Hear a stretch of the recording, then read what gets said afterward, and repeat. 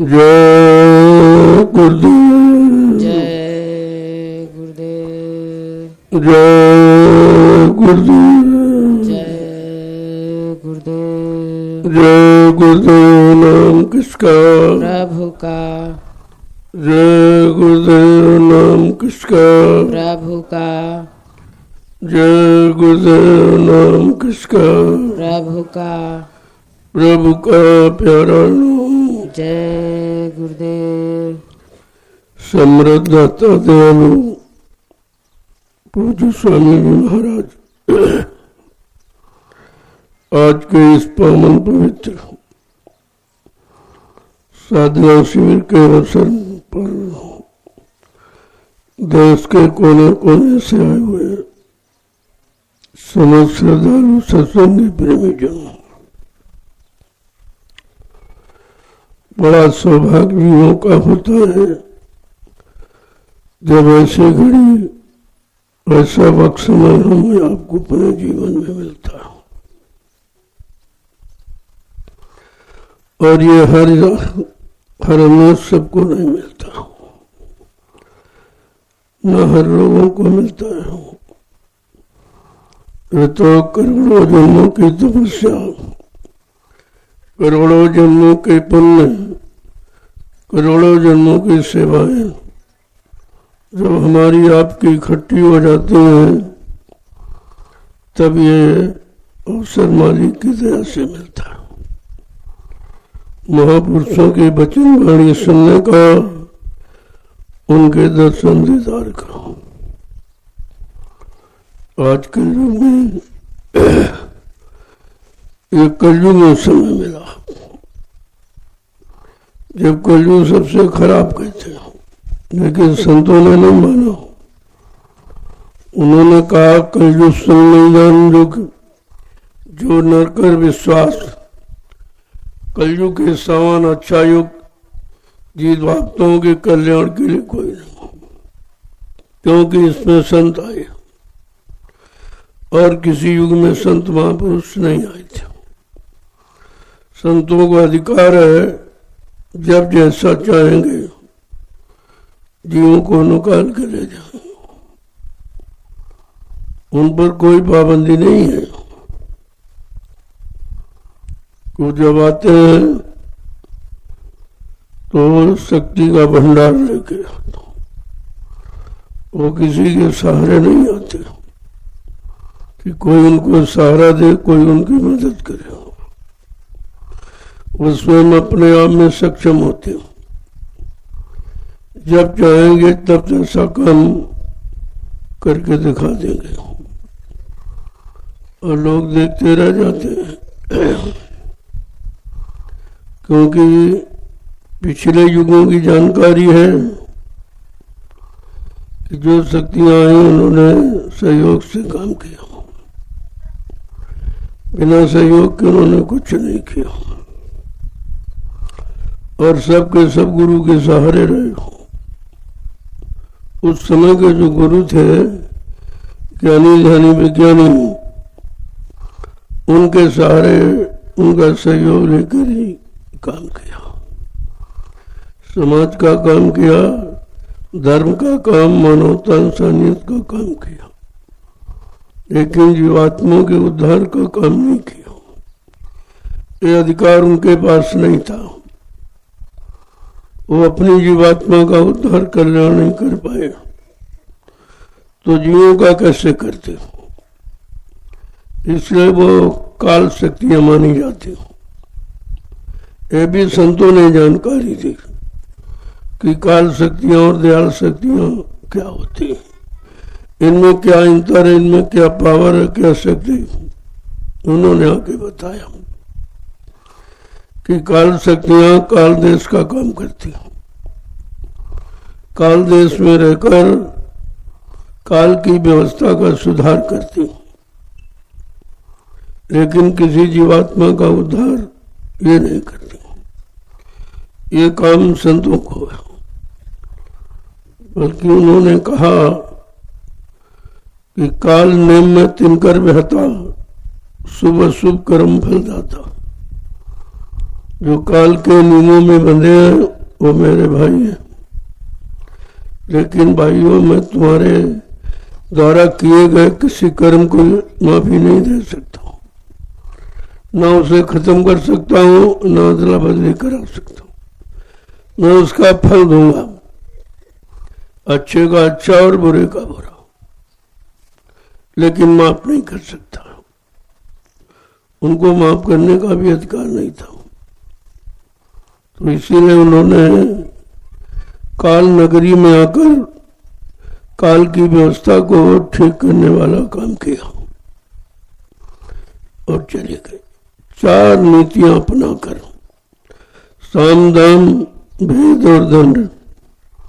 पहले तो जीवों को समझाया, देखो अच्छा करो, बुरा मत करो, पुण्य करो, पाप मत करो, किसी का नुकसान मत करो, किसी की हिंसा हत्या मत करो, किसी को यानी लूटो और उसे परेशान मत करो। ये काल का नियम है, ऐसा नहीं कि उनमें कोई नियम नहीं। ये तो नियम काल के यहाँ भी है कि सच्चाई ईमानदारी मेहनत से अपना अपना काम करो।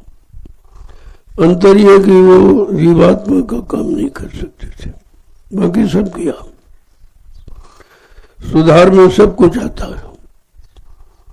काल के यहाँ भी सुधार नीति, काल के यहाँ भी सत्य बोलना मतलब यानी और अच्छे काम करना, नेक भले काम करना, सच्चाई ईमानदारी से रहना, अपना अपना काम करना, ये तो काल के यहाँ भी विधान है।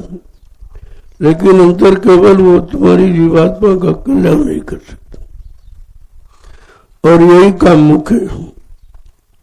और सारा खेल जीवात्मा का है। जिन जिन शरीरों में अगर जीवात्मा निकल जाए तो वो शरीर मुर्दा हो जाएगा, वो शरीर भी काम नहीं करेगा। और जीवात्मा के बारे में किसी ने कुछ बताया नहीं, इसलिए जीव जन्मता रहा, मरता रहा, जन्मता रहा, मरता रहा, यानी जन्म मरण से कभी छुटकारा नहीं मिला। छुटकारा दिलाने वाली कोई शक्ति यहाँ ही नहीं थी।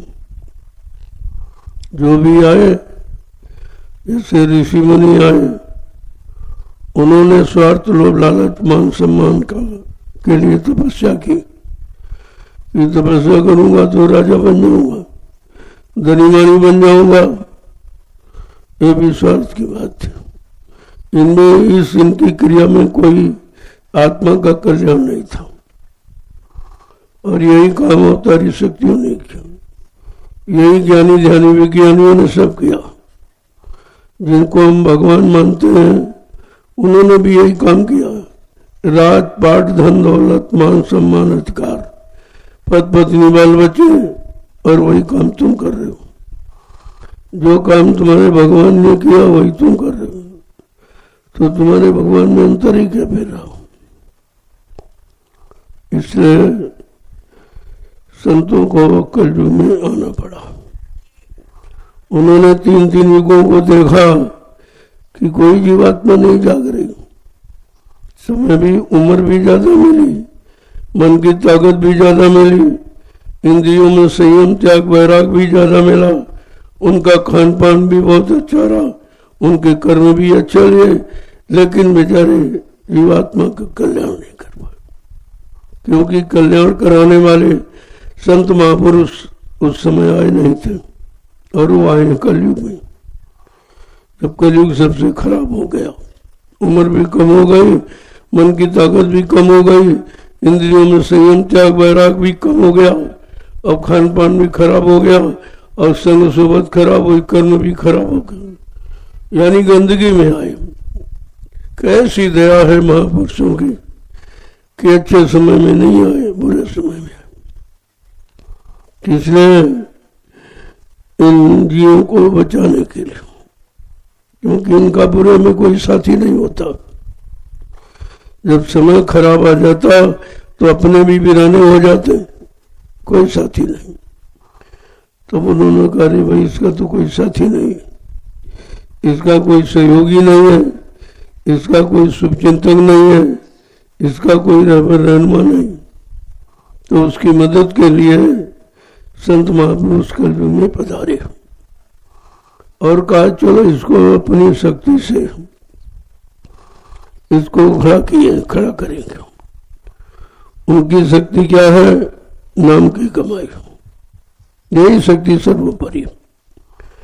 उन्होंने नाम को जगाया और सिद्ध किया और उसी नाम का प्रचार किया और उसी नाम से जीवात्माओं को जगाया और उसी नाम का बेड़ा भवसागर में लगाया और कहा तुम इस नाम रूपी बेड़े पर सवार हो जाओ, मैं तुमको तुम्हारे घर पहुंचा दूंगा। और कुछ नहीं कहा, ये करो वो करो वो करो, क्योंकि ये कर्म तो वो पहले आप कर चुके हो।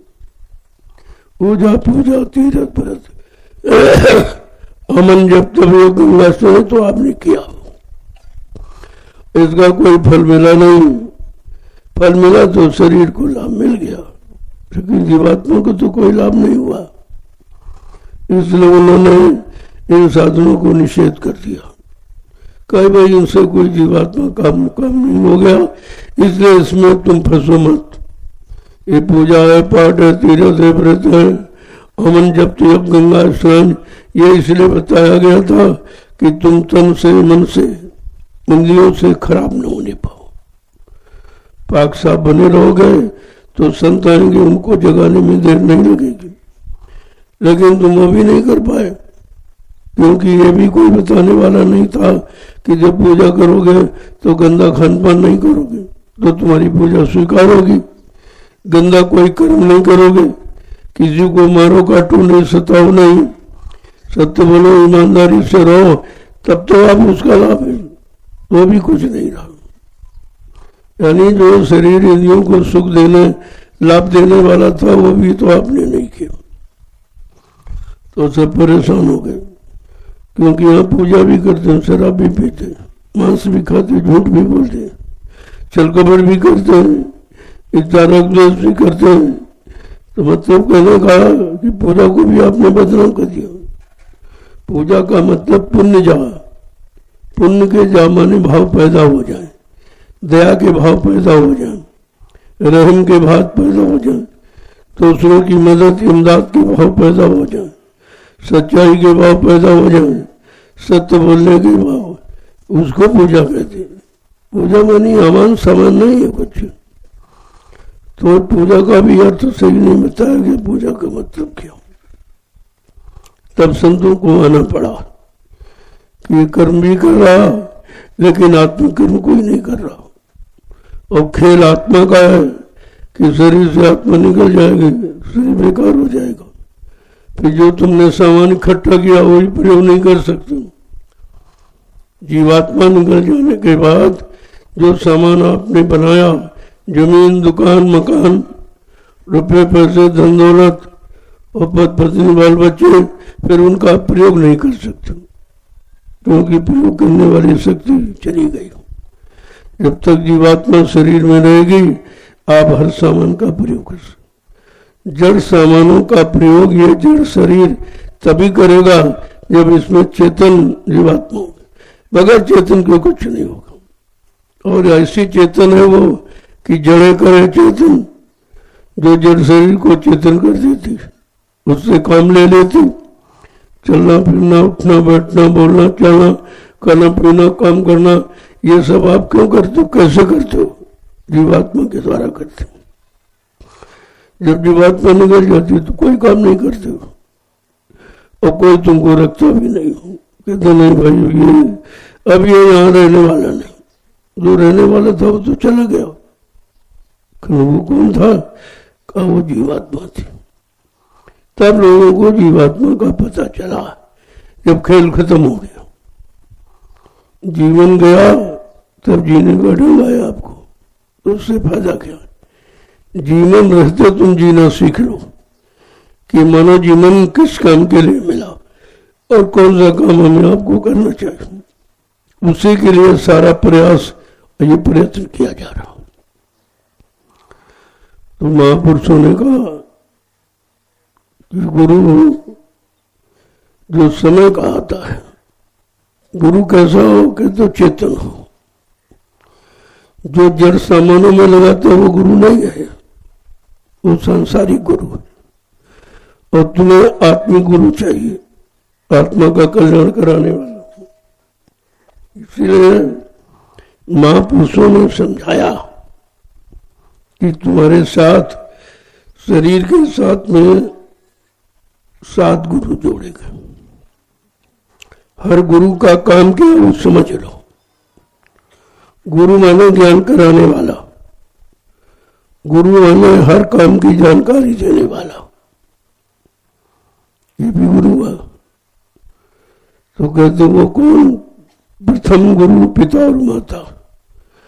पहले गुरु है माता पिता, जिनके द्वारा हम लोग संसार में आए हैं। संसार में नहीं आते अगर माता पिता न होते। ये प्रथम गुरु है। प्रथम गुरु पिता और माता जो है रक्त बीज के दाता। दूसर गुरु भाई और दाई जो गर्भवास की मैल छुड़ाए, जो तुम्हारी गंदगी को साफ करे, गंदे कर्मों से दूर करे, अच्छे कर्मों में लाके खड़ा करे, वो गुरु है, वो भी गुरु है। दूसर गुरु भाई वो दाई जो गर्भवास की मैल छुड़ाए। तीसर गुरु नाम जो धारा, लले नाव जो गांव पुकारा। ये जानकारी परिचय वाला। कहा चौथा गुरु जो शिक्षा देना, तब संसारी मार्ग चीना।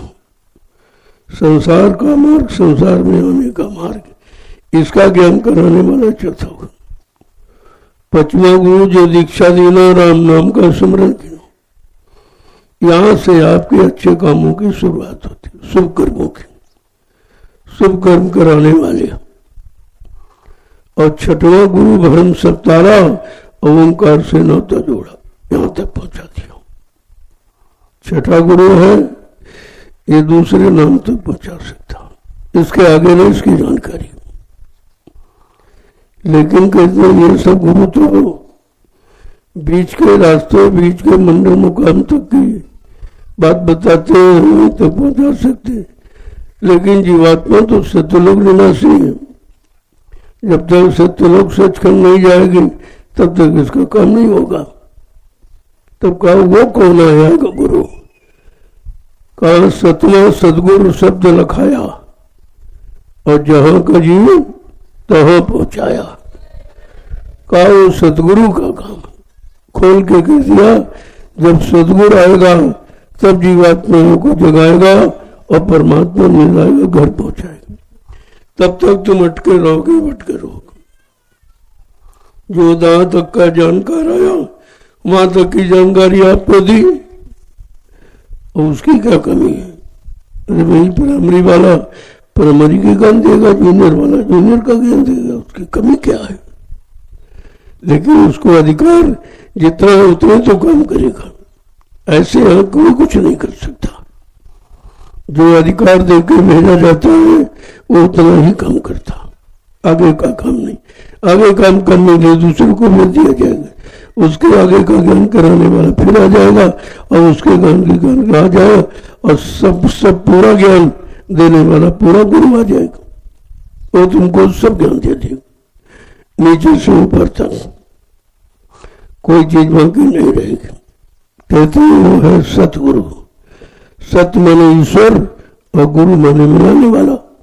जो ईश्वर से मिलाएगा, ब्रह्म से मिलाएगा, पारब्रह्म से मिलाएगा, महाकाल से मिलाएगा, सतपुरुष से मिलाएगा, वो है सतगुरु। जब तक सतगुरु नहीं मिलेगा, सब तक सतगुरु मिले नहीं पूरा। जब तक पूरा सतगुरु नहीं मिलेगा तो काल चक्र से करे न दूरा, वो काल चक्र से आपको दूर नहीं कर सकता। तो कह रहे जरा सुनो कि गुरु के वचन तुम्हें कहां तक ले जाते, कहां कहां से तुम्हें बचाते, सुरक्षित रखते। तो महापुरुषों ने सब कुछ कहा, उन्होंने कुछ छोड़ा नहीं है। क्यों कलयुग का जीव अज्ञानी ऐसे कुछ मालूम नहीं है, तो उसको उनको सब कुछ कहना पड़ा नीचे से ऊपर तक। अब क्या कह रहे हैं जरा सुन लीजिए। गुरु बचन कहे सो सुन रे, गुरु बचन कहे सो सुन ले, गुरु बचन कहे सो सुन रे, गुरु बचन कहे सो सुन रे। अब सत्संग में चित धर ले, अब सत्संग में चित धर ले। कितना साफ कहते सरल भाषा में, गुरु के वचनों को सुनो जो वो कहते हैं, क्योंकि उनके वचन यहाँ रहने की नहीं है, यहाँ काल के सामान में फंसने की नहीं है। वो रात पर धन दौलत मान सम्मान में अपने जीवों को फंसने नहीं देते, क्योंकि जो निकालने आया है वो फंसने का सामान नहीं देगा। अगर फंसने का सामान देगा तो निकाल नहीं पाएगा। कह रहे अब सत्संग में चित्त है, वो कैसे निकालेंगे? सत्संग वचनों को सुना सुना कर। सत्संग माने सत्य की जानकारी करा पर, जब तक सत्य की जानकारी नहीं मिलेगी ये झूठ आप छोड़ ही नहीं सकते हो। का ये संसार झूठा है, काल ने झूठ में फंसाने के लिए आपके साथ ये सब जोड़ दिया। किसी तरह से जीवों को यहाँ फंसाना है, और फंसा करके क्या कहता अपना राज्य चलाना है। देखो कितनी चालाकी के साथ उसने ये काम किया जीवों के साथ। आगे क्या करें? तुझे नाम मिला है अजर रे, तुझे नाम मिला है अजर में, तुझे नाम मिला है अजर रे, तुझे नाम मिला है अजर रे। तू सूरत समल पकड़ रे, तू सूरत संभल पकड़ रे, तू सूरत समल पकड़ रे, तू सूरत संभल पकड़ रे। गुरु वचन कहे सो सुन रे, गुरु बचन कहे सो सुन रे। अब सत्संग में चित धर रे, अब सत्संग में चित धर ले। वो नाम देते जो अजर अमर देश जीवात्मा को पहुंचाने वाला, वो नाम देते। नाम तो यहाँ बहुत आए, संसार में लाभ देने वाले, संसार में रात पाट धन दौलत दिलाने वाले, काल के सामान में फंसाने वाले बहुत कहते कोटि नाम संसार में, लेकिन इनसे मुक्ति नहीं होती।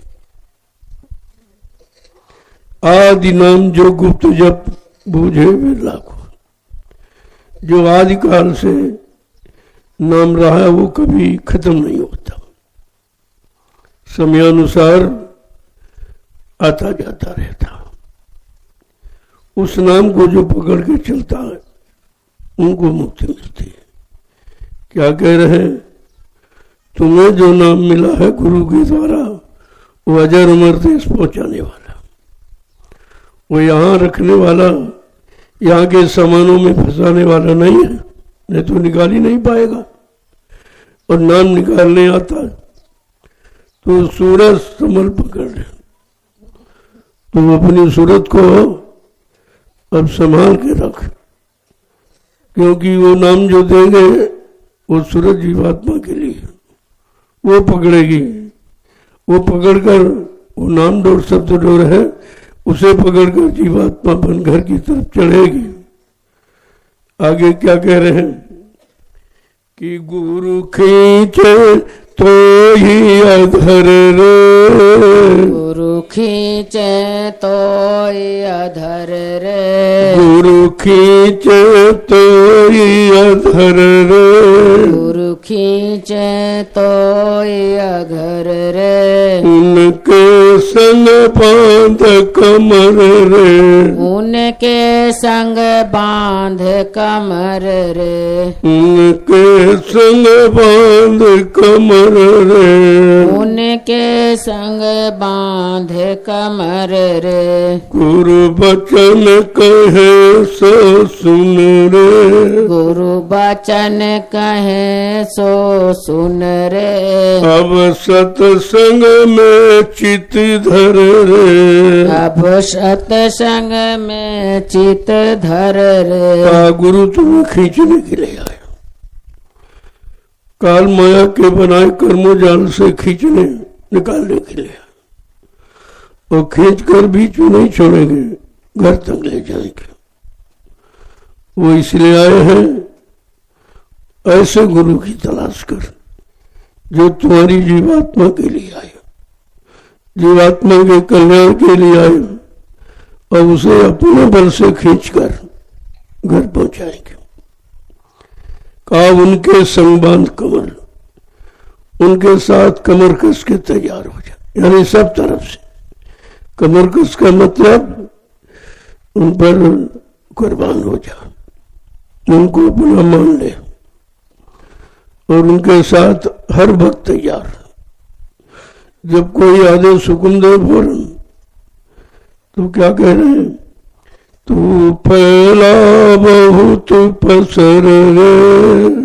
फैला बहुत पसर रे। तू फैला बहुत पसर रे। तू फैला बहुत पसर रे। गुरु खो में तेरी कसर रे। गुरु खो में तेरी कसर रे। गुरु खो में तेरी कसर रे। गुरु खो में कसरी कसर रे। गुरु बचन कहे सो सुन रे।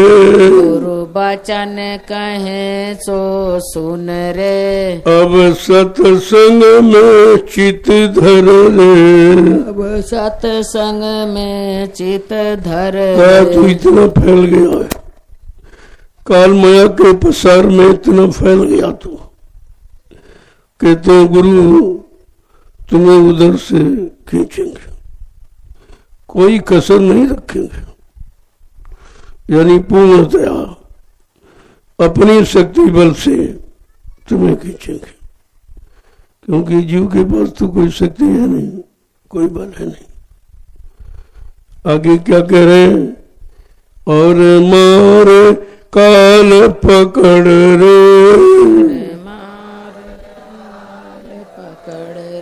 और मारे काल पकड़ रे। और मारे काल पकड़ रे। फिर खो में सभी अकड़ रे। फिर खो में सभी अकड़ रे। गुरु बचन कहे सो सुन रे। गुरु बचन कहे सो सुन रे। अब सत्संग में चित धर रे। अब सत्संग में चित धर रे। एक ही वचन देखो किस तरह के, कितनी बड़ी हमदर्दी जीवों के साथ। कहते हैं काल को पकड़ के, काल को पकड़ के मारेंगे और तुम्हें छुटकारा दिलाएंगे, क्योंकि काल ने किसी को तो छोड़ा नहीं, सबको उसने मारा। ऋषियों को, मुनियों को, योगियों को, ब्रह्मचारियों को, अवतारी शक्तियों को, ज्ञानी विज्ञानी, किसी को नहीं छोड़ा। लेकिन वो गुरु सर्वप्रथम काल को मारेंगे, तब काल से तुम्हारा छुटकारा दिलाएंगे। और जितनी अकड़ है वो सब काल की निकाल देंगे। क्या कह रहे हैं? तू सूरत लगावे जकड़ रे। सूरत लावे जकड़ रे। तू सूरती लगाते जकड़ रे।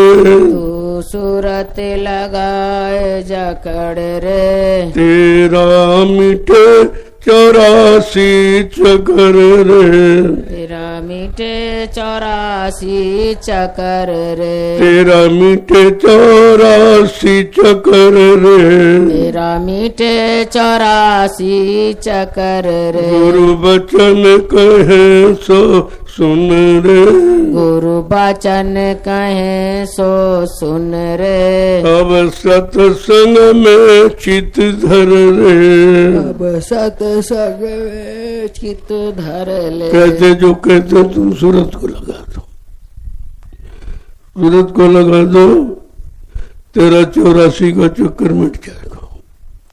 फिर तुझे न जन्मना है न मरना है, आना ही नहीं तो जन्मना मरना क्यों, तुम्हारा पूरा छुटकारा दिला देंगे। 4 खान 84 के चक्कर से बच जाएगा और हमेशा के लिए मुक्त हो जाएगा। कब? जब तू उनके अनुसार सूरत को लगाना सीख जाएगा। सूरत को शब्द से लगा, जैसे मन को आपने विषय भोगों में लगाया, फंस गया वो बेचारा, ऐसे सूरत को शब्द से लगा तो निकल जाओगे। निकलने का फंसने का सब अलग अलग है। आगे क्या कह रहे हैं? मन माला फेर सुमीर रे, मन माला फेर सुमीर रे, मन माला फेर सुमीर रे, मन माला फेर सुमीर रे। गुरु कुंजी हाथ पकड़ ले, गुरु कुंजी खोल पकड़ रे, गुरु कुंजी हाथ पकड़ रे, गुरु कुंजी हाथ पकड़ रे। गुरु कहे बचन तो सुन रे, गुरु बचन कहे तू सुन ले। अब सत्संग में चित धर ले, अब सत्संग में चित धर ले। देखो एक वचन कैसे कहते कि मन को माला पकड़ाओ, हाथों को नहीं, मन को। हाथ तो एक आधार है, लेकिन मन से माला फेरो, यानी सुमरन करो, वो मन से करो।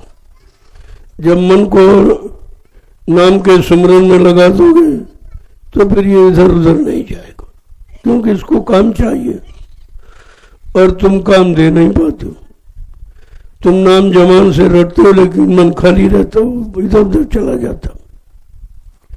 गुरु कुंजी हाथ पकड़े, का गुरु इसकी कुंजी है, अगर उनका हाथ पकड़ ले तो ये सब काम कर देंगे।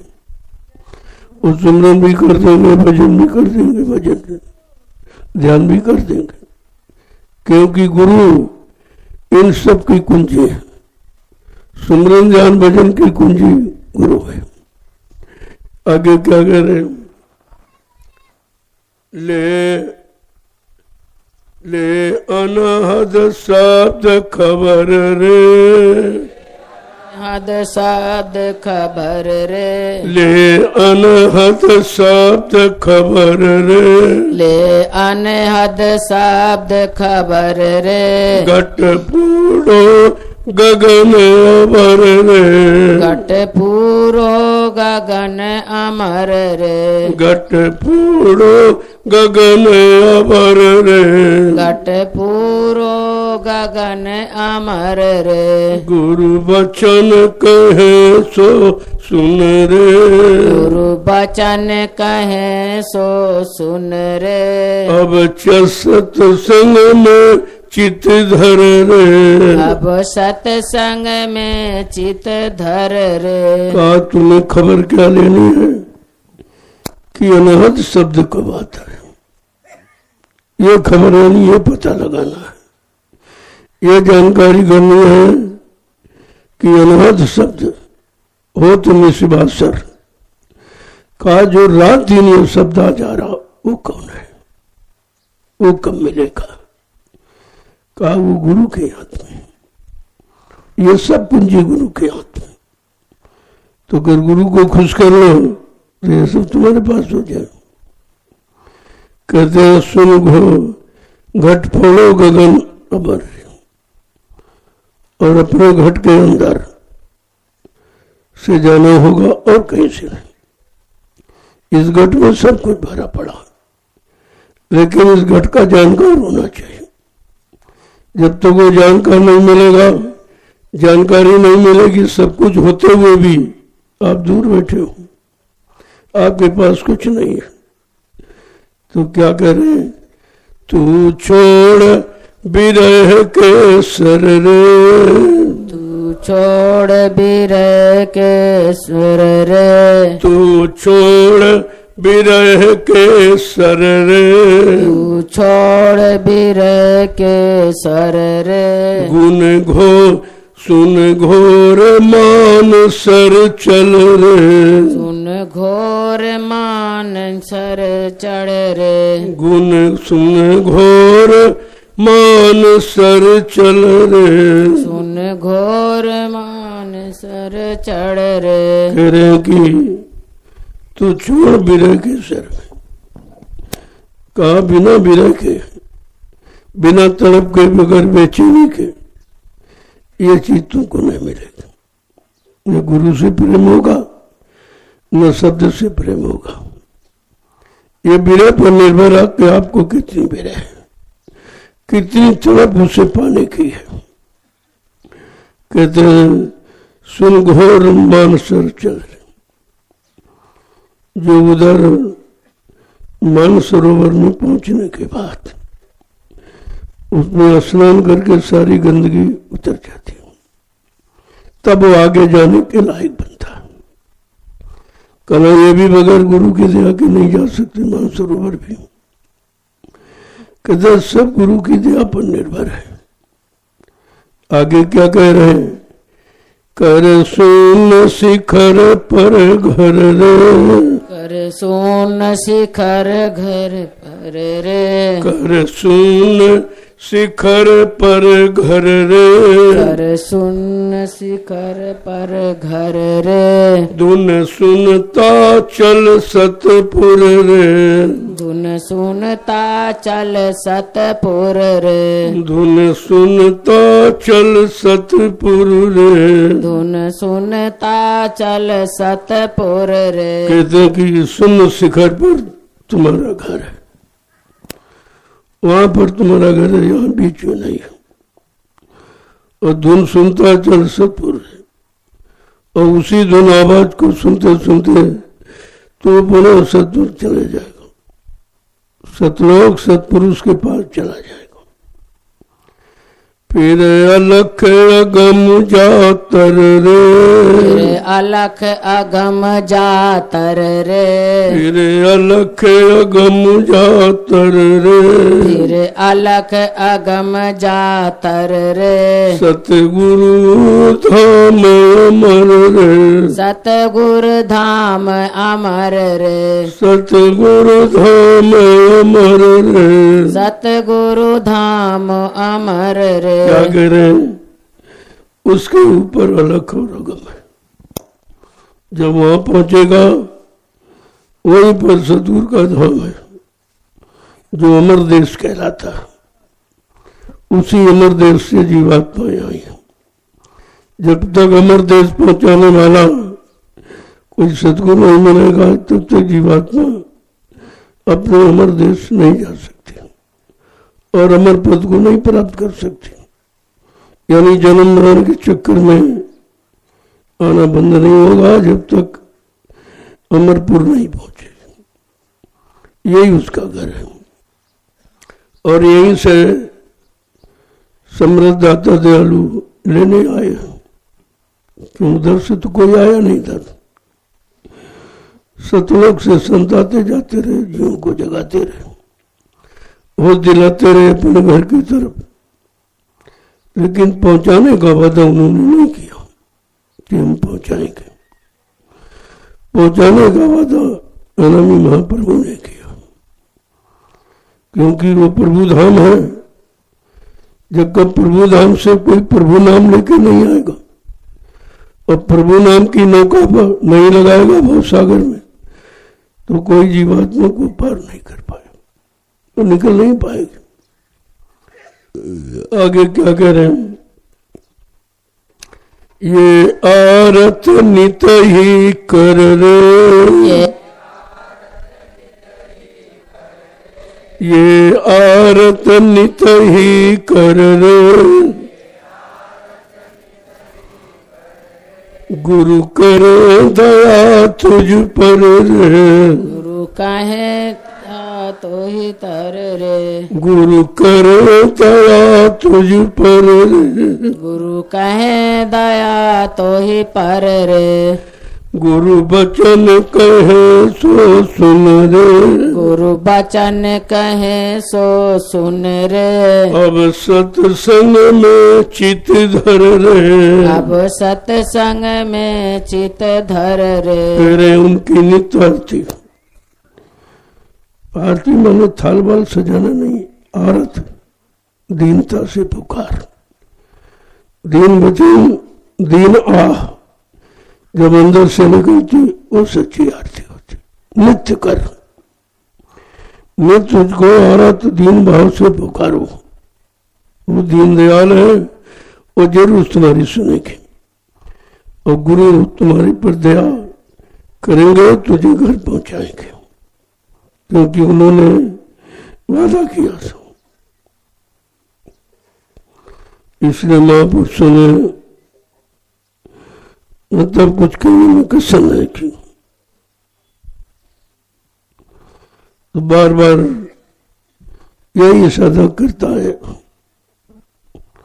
गुरु जी मेरी क्यों नहीं सुनत पुकार, गुरु जी मेरी क्यों नहीं सुनत पुकार, गुरु जी मेरी क्यों नहीं सुनत पुकार, गुरु जी मेरी क्यों नहीं सुनत पुकार, दयालु मेरी क्यों नहीं सुनत पुकार, दयालु मेरी क्यों नहीं सुनत पुकार, निस दिन अरज करूं मैं तुमसे, दिन अरज करूं मैं तुमसे, बिनती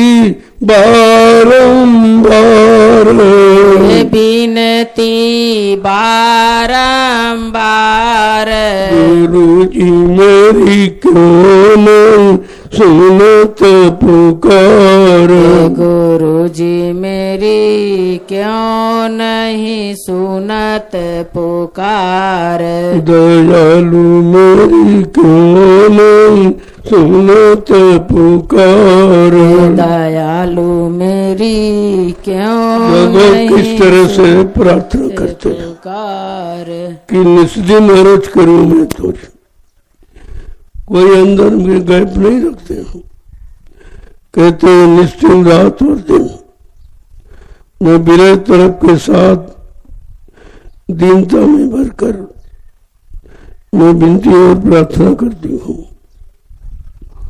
कि यह हमारी बिना स्वीकार कर लो, तुम तो दयालु हो, दया करते हो, हमारे पर दया कब करोगे? कि मांगत मांगत भीख दया की, मांगत मांगत भीख दया की, मांगत मांगत भीख दया की, मांगत मांगत भीख दया की, बहुत हुआ लाचार, बहुत हुआ लाचार, गुरु जी मेरी क्यों नहीं सुनत पुकार, गुरु जी मेरी क्यों नहीं सुनत पुकार, दयालु मेरी क्यों नहीं सुनत पुकार, दयालु मेरी क्यों नहीं तो मैं दया सुनते की भीख मांगता मांगता बड़ा लाचार हो गया हूँ।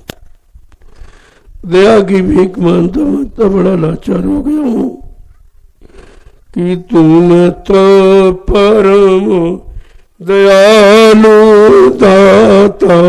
तुम हो परम दयालु दाता। तुम तो परम दयालु दाता।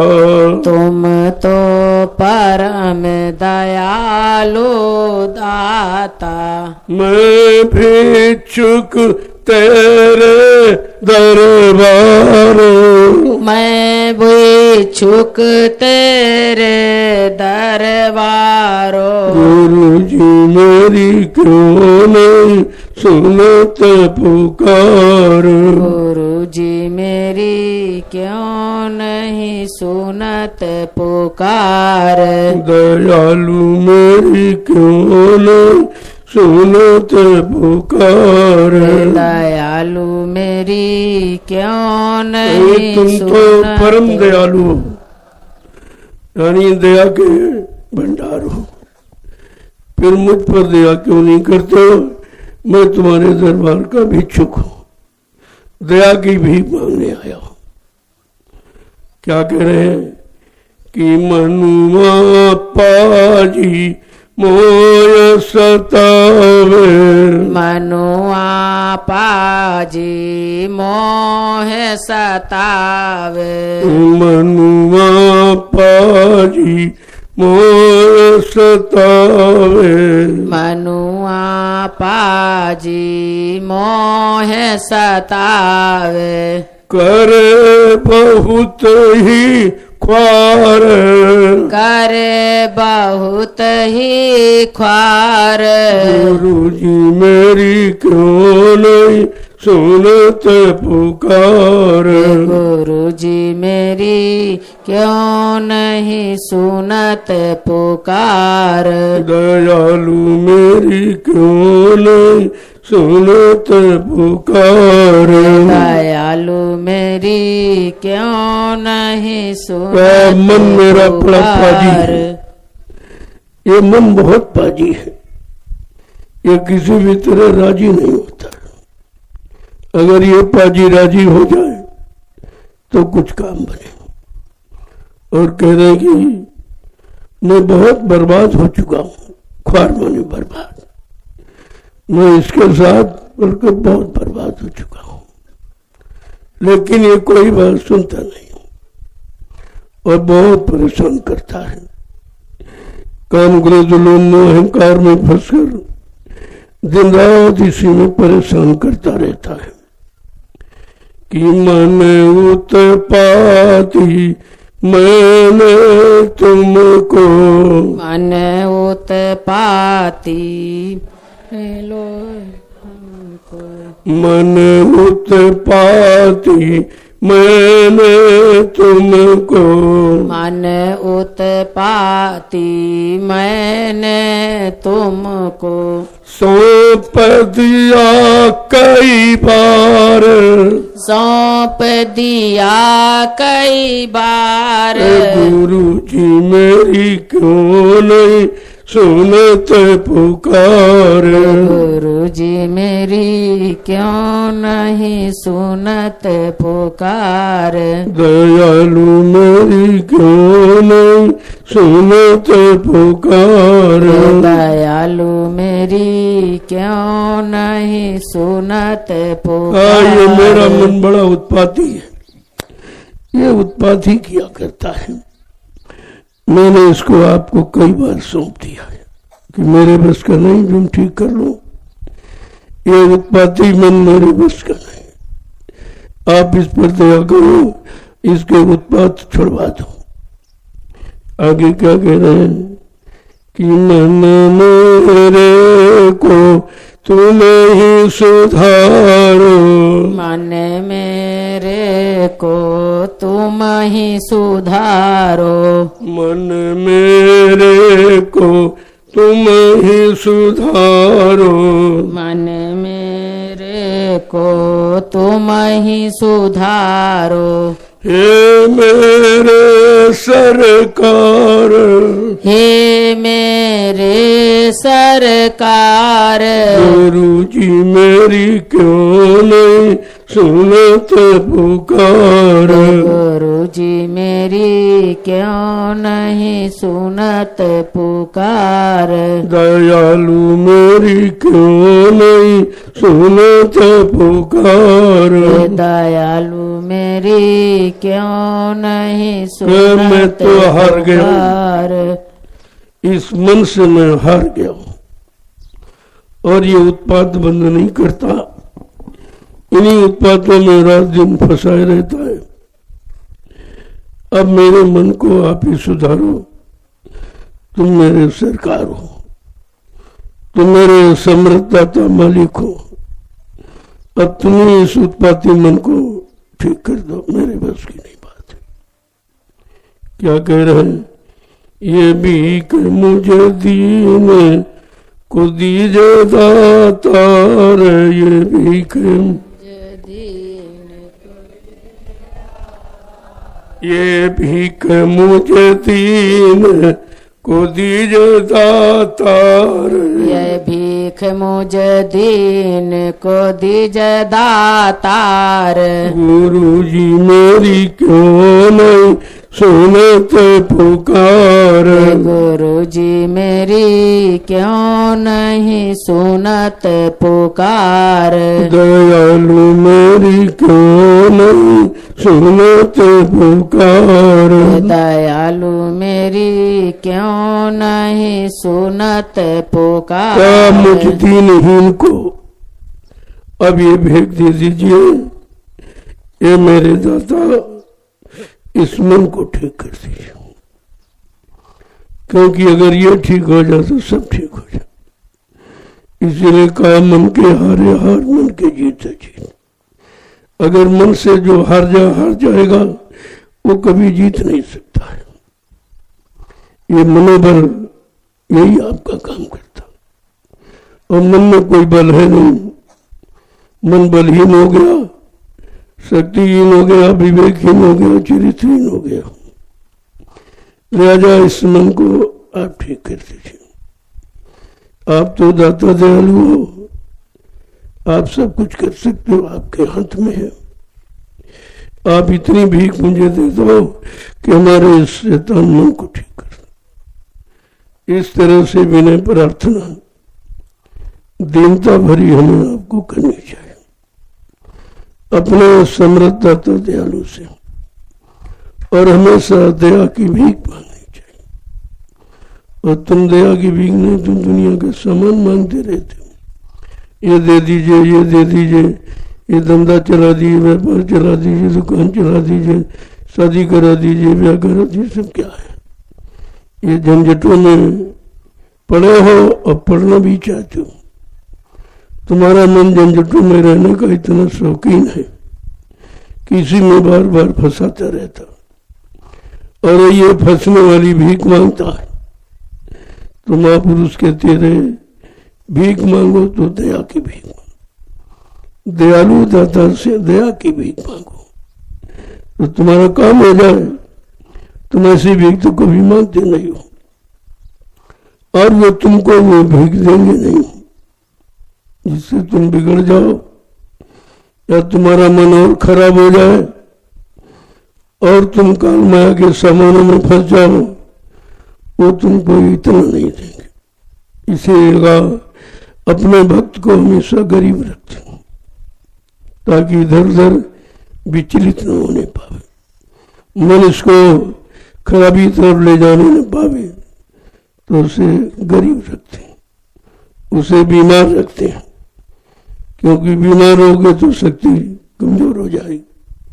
तो आप कोई काम, उद्दंडता का कोई काम नहीं करो।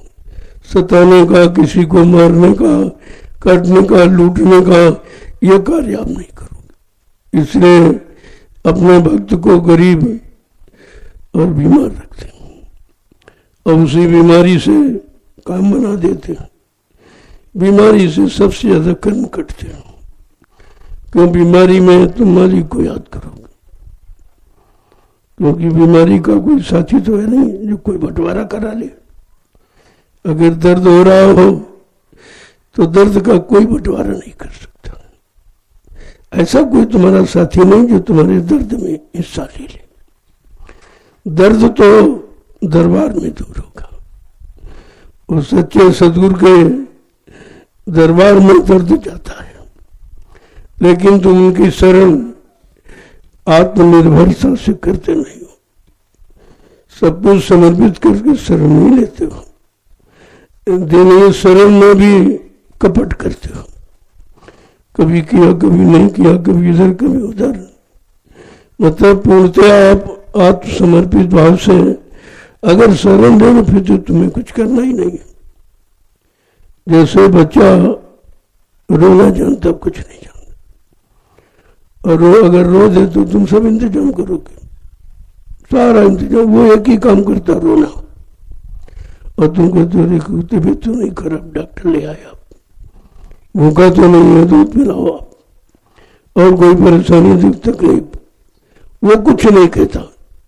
वो केवल एक ही काम करता, रोना का। इस तरह तुम बच्चे बनकर अगर उनके दर पे रोना सीख जाओ तो उन्हें सब कुछ करना पड़ेगा। और वो रोना बिरे के आंसू गिराना, ये तो मानो स्वार्थ के आंसू होते हैं। ये मिल जाए, वो मिल जाए, ये कमी पूरी, वो कमी पूरी हो जाए। लेकिन वो बिरे के आंसू होते कि मालिक का दीदार हो जाए, मालिक अपना स्वरूप दिखा दे और हमको इधर के नकली स्वरूपों से हटाकर अपने असली स्वरूप में हमें लगा दे। इस तरह की मांग जब करोगे तब तुम्हारा सब काम हो जाएगा। लेकिन ये मनमा पाजी मन सतावे का, इतना ये पाजी है मन बहुत सताता है, बहुत परेशानी तो मन पैदा करता है। लेकिन तुम अड़ोसियों पड़ोसियों पर कहते वो परेशान कर रहे, वो परेशान कर रहे, वो परेशान। अरे कोई नहीं, तुम्हारा मन ही तुम्हें परेशान किए। अगर उनकी न सुनो, उधर ध्यान न जाए, मन उधर न भागे, मन उधर न करे तो परेशानी काहेगी? परेशानी सारी मन की। जैसे लोग कहते हैं पड़ोसी खराब है, पड़ोसी दुश्मन है, ये वो। तुम कभी नहीं कहते हमारा मन ही खराब है। ये खराबी ही क्यों देखता, अच्छे क्यों, क्या अच्छाई क्यों नहीं देखता? उसको आप कभी दोषी ठहराते ही नहीं। जो असली दोषी, असली दुश्मन तुम्हारा, उसको तुम कभी नहीं कहते क्यों दुश्मन है। यही जीव की कमी है, जो हमारा दुश्मन उसको मित्र मानते हैं। उसी के कहे पर आप चलते हो और वो जो मांग करते हो देते हो, और समझ नहीं पाते हो कि हम किसके कहने पर चल रहे हो, किसके कहने पर चलना चाहिए। जो हमें सबसे छुटकारा दिलाए, जो हमको आत्मिक संतुष्टि दिलाए, हमें उसके इशारे पर चलना चाहिए। लेकिन हम सब मन के इशारे पर चलते चलते तीन युग निकल गए, और अब भी मन की चाल नहीं समझ पाए कि जिसके इशारे पर आप चलते हो उसने आपको कितना भ्रमित किया है। उसी ने आपको बुरे कर्मों में फांसा और फांस करके यहाँ जन्म मरण का कारण बना था। अब आपने पक्षी वाले कर्म किए तो पक्षी शरीर में चले गए, और जानवर वाले कर्म किए तो जानवर शरीर। लेकिन मन ही तो कराता, करता धरता तो मन ही है। समग्र कार्यों का आरंभ मन से होता है। अगर मन को जिसने जीत लिया उसने संसार को जीत लिया। इसीलिए महापुरुषों ने जब वो आए कलयुग में तो सर्वप्रथम उन्होंने तुम्हारे मन को पकड़ा। तुम्हारे धन को, सामान को नहीं पकड़ा, मन को पकड़ा। क्योंकि सारी खराबी मन के द्वारा होती। जितने भी खराब काम है वो मन ही के द्वारा होते हैं। इसीलिए मन करते करते खराब हो गया, और आप उसी मन को सहयोग देते हो, उसी का कहना मानते हो, तुम भी खराब हो गए। अब इतना खराब हो गया कि अब उसे संभला नहीं जाता, अब उसे समझा नहीं जाता। और वो धीरे धीरे कहने लगा, भोग वासना मुझ में भरी, मुँह से सत्संग क्यों न जाए। मैंने जो सत्संग सुनाते हो ये मेरे बस का नहीं है। इतनी भोग वासना में मैं लिप्त हो गया हूं कि तुम्हारा वचन हमारी समझी नहीं आता।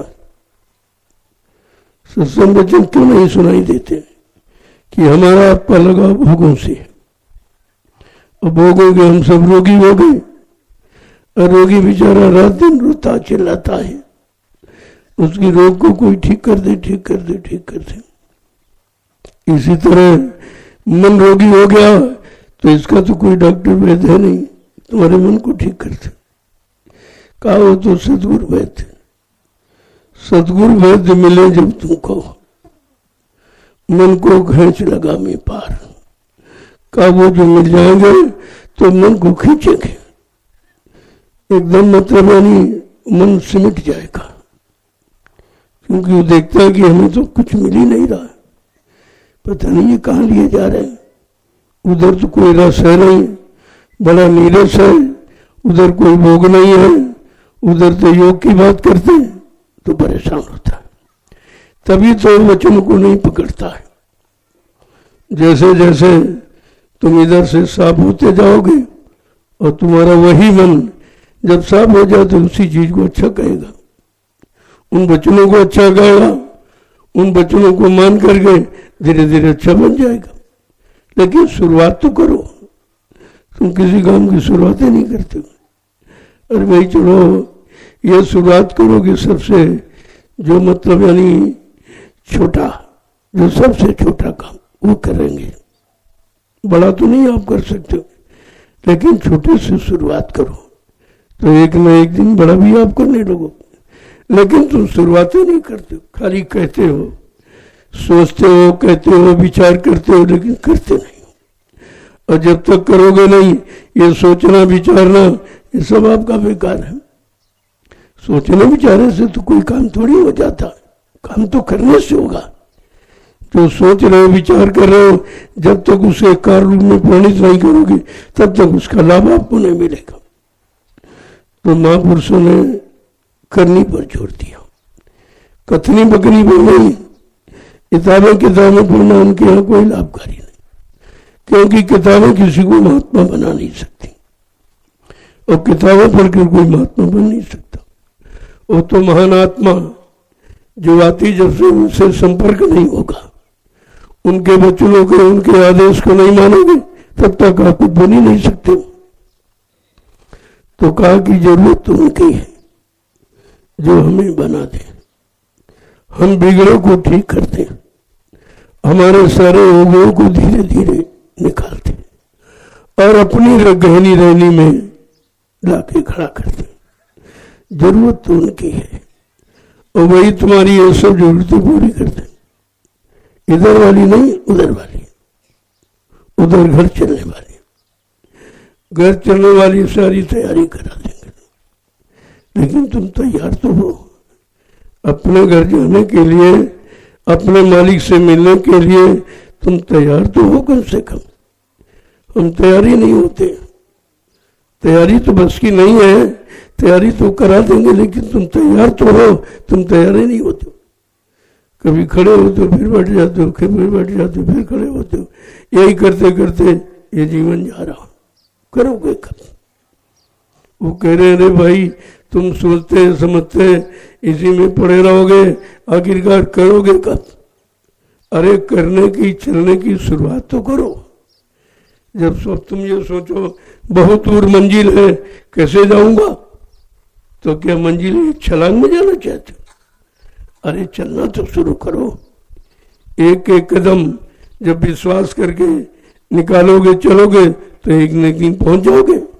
कितनी मंजिल दूर हो। जिसने चलने पर विश्वास कर लिया और अपने एक कदम पर विश्वास करता है, कहा यही एक कदम हमको पूरी मंजिल तय करा देगा। इतना विश्वास होना चाहिए। अब विश्वास की कमी है कि आप विश्वास कुछ करते नहीं हो, समझ में आप कुछ आता नहीं है, बेचैन रहते हो। लेकिन बेचैनी संसार के पदार्थों को पाने की बेचैनी है, मालिक को पाने की बेचैनी है नहीं। आप में यही कमी है, इसी कमी को धीरे धीरे निकालना है। जय गुरुदेव, जय गुरुदेव, जय गुरुदेव, जय गुरुदेव, जय गुरुदेव, जय गुरुदेव, जय गुरुदेव। नाम किसका? प्रभु का। जय गुरुदेव। नाम किसका? प्रभु का। जय गुरुदेव। नाम किसका? प्रभु का। प्रभु का प्यारा नाम। जय गुरुदेव। अब आप खड़े हो जाओ, देखो इसी काम को करने के लिए खड़े हो जाओ। खड़े तो आप रोज ही होते हो, लेकिन इस काम के लिए अभी नहीं खड़े हो। अपनी जीवात्मा के कल्याण के लिए अपने असली घर, असली मालिक से मिलने के लिए नहीं तैयार हो, नहीं खड़े होते हो। आप कभी खड़े होते बैठ जाते हो, खड़े होते बैठ जाते हो। ये तो आप सब कर रहे हो, लेकिन जिसके लिए खड़ा होना चाहिए वो भी भाव नहीं बना, वो उत्साह भी नहीं है। देरी तो इसी बात की है कि जिस दिन हमारा उत्साह जाग जाएगा हमारे घर जाने का, उस दिन फिर कुछ सुहाएगा, कुछ नहीं अच्छा लगे। यहाँ संसार का कुछ भी अच्छा नहीं लगेगा, सब मतलब यानी उदास, उदासी, उदासी मन। जब तक मन ये उदास नहीं होगा इधर से और उधर के लिए चलने को तैयार नहीं होगा, तब तक आपके अंदर का ये भाव नहीं जाएगा। इसके लिए समय चाहिए। वैसे तो कुछ समय नहीं, करने वाले के साथ हो जाओ तो तुम्हें कुछ करना नहीं है, लेकिन तो अपनी लगाते जरूर हो। इतना कहा जाए कि तुम्हें कुछ नहीं करना तो आपको विश्वास नहीं होगा। एक तरफ ये कि बगैर किए कोई जाएगा नहीं, तो वो करना तुम थोड़ी करोगे, वो तो करने वाला करेगा। बगैर किए तो नहीं जा सकते हो, ये बात सत्य है, लेकिन तुम्हारे बस का है नहीं तुम कर सको। जब करने वाले के साथ हो जाओगे, वो तुम्हारा वाला काम वही करेगा, तभी तो जीव पहुंच जाएगा। इतना बल पौरुष देने वाला सृष्टि में पहली बार आया, कभी नहीं आया, कि जीवों को खड़ा करेगा, जीवों को चलना सिखाएगा और हाथ पकड़कर उसको घर पहुंचाएगा। तब वो मतलब आपसे हटने वाले, अगर आपने उनको अपना सच्चा साथी बना लिया। अब वो साथी बनाने में कच्चाई है, कपट करते हो, भेदभाव रखते हो, आज आपकी समझ में नहीं आता। वहां कोई कपट है ही नहीं और उनसे भी आप कपट करते हो। वहां कोई गंदगी है ही नहीं, फिर उनसे आप गंदगी छिपाते हो।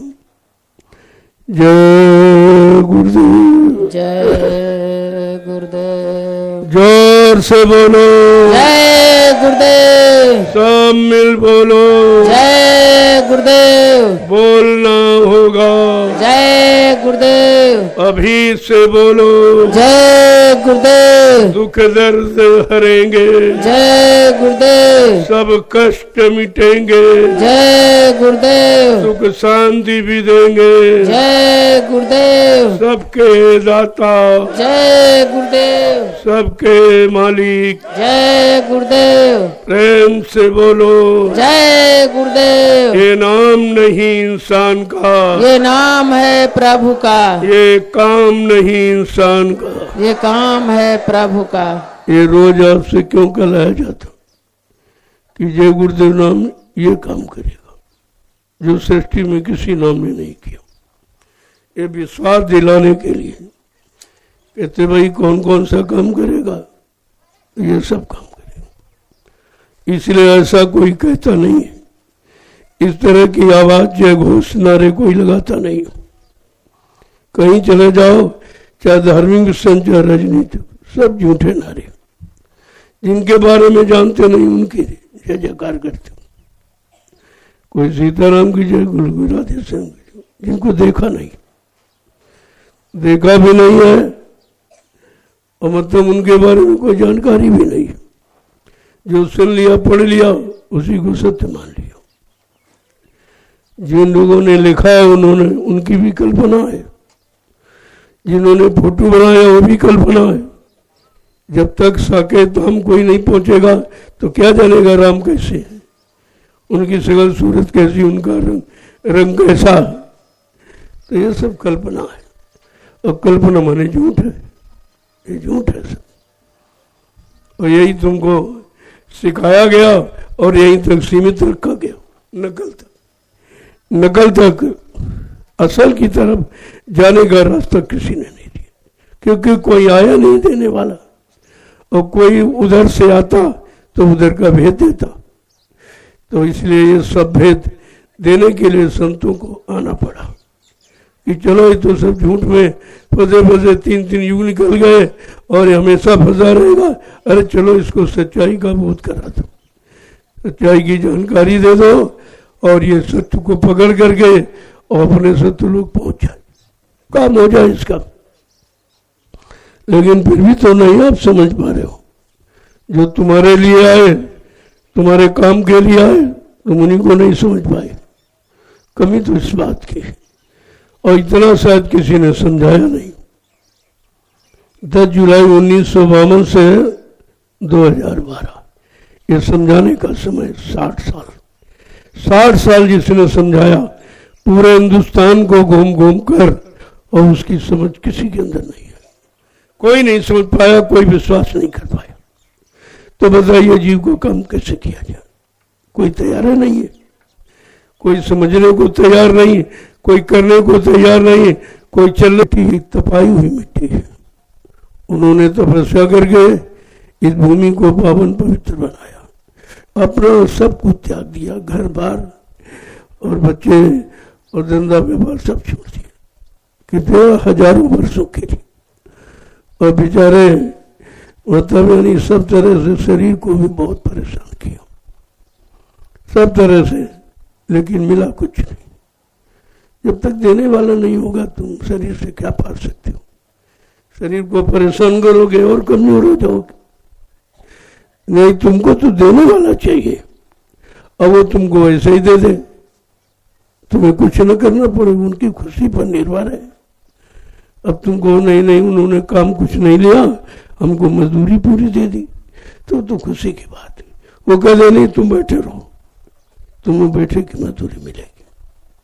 तो आदेश है, आदेश हो चाहे काम का हो चाहे बैठने का आदेश, तो आदेश है। लेकिन तो इसी बात को समझ नहीं पाते हो, अपनी बुद्धि लगाते हो कि बैठे का कौन दे देगा। अरे भजन में तो बैठते हो और क्या करते हो, क्यों नहीं मिलता? सब कुछ मिलता है। सुमरन ध्यान भजन तो बैठ के ही किया जाता, उसमें कोई चलते फिरते काम थोड़ी करते हैं आप। तो बैठे का मिलता है, लेकिन बैठक को समझने वाला होना चाहिए कि किस बैठक से आपको मिलेगा और किस बैठक से नहीं मिलेगा। जब देने वाला मिल जाएगा तो सब कुछ दे देगा आपको, और आपका सरल हो जाएगा। जैसे इस समय जिन्होंने तपस्या की उनको कुछ नहीं मिला, अब तुम केवल मिट्टी उठा रहे हो, कहते तुम्हारे सब काम हो जाएंगे। क्योंकि मिट्टी उठाना की बात नहीं है, मिट्टी कहाँ डालनी है बात असली ये है। उठाते तो घरों में भी मिट्टी हो, खेतों में लोग काम करते बहुत मिट्टी उठाते, लेकिन प्रश्न इस बात का है कि मिट्टी उठा के कहाँ डालनी है, ये बात है। अब डालनी वही है जहां से तुम्हारा काम होना है, तुम्हारा कर्म कर्जा निपटना है। क्योंकि मिट्टी वहां डाली जा रही जहां पर आगे आने वाले भविष्य में लाखों लोग बैठेंगे और बैठ के सुमरन ध्यान भजन करेंगे, सत्संग सुनेंगे, सेवा करेंगे, वो लाभ आपको मिलेगा। तुम्हारी मिट्टी डालने का वो लाभ आपको मिलेगा, क्योंकि उन्होंने तो कुछ किया नहीं है, उनको बनी बनाई व्यवस्था मिली है, लेकिन उस व्यवस्था में जो भी वो करेंगे उसके हिस्सेदार आप बनेंगे, आपको हिस्सा मिल जाएगा, आपको दिला दिया जाएगा। ये अदला बदली इस तरह से महापुरुष करा के सबका पूरा कर दे। इनसे उनका, उनका उससे, उनका इससे, सामान से, वो खिलाने से, पिलाने से, रोटी से, पानी से, किस तरह से कराएंगे। तुमको केवल करने की जरूरत है, तुमको विश्वास के साथ करना चाहिए। तुम उसमें बुद्धि लगाने लगते हो, अरे ये कैसे कह दिया, वो कैसे कह दिया, ये काम नहीं ठीक, वो काम नहीं ठीक। तुम जानते हो ठीक है कि नहीं ठीक है, तुम्हें क्या मालूम क्यों कह दिया। तो इसलिए बुद्धि को न लगाओ। ये बुद्धि सांसारिक है तुम्हारी, सांसारिक कामों में तो लगाना जानते हो, लेकिन गुरु के वचनों में लगाना नहीं जानते हो। कैसे लाभ देंगे, किस तरह दिलाएंगे, ये तो उनकी मौत पर निर्भर है। कहते गुरु की मौत संभाले चल, हमेशा उनकी मौत में चलो, तुम्हारा काम आसान हो जाएगा।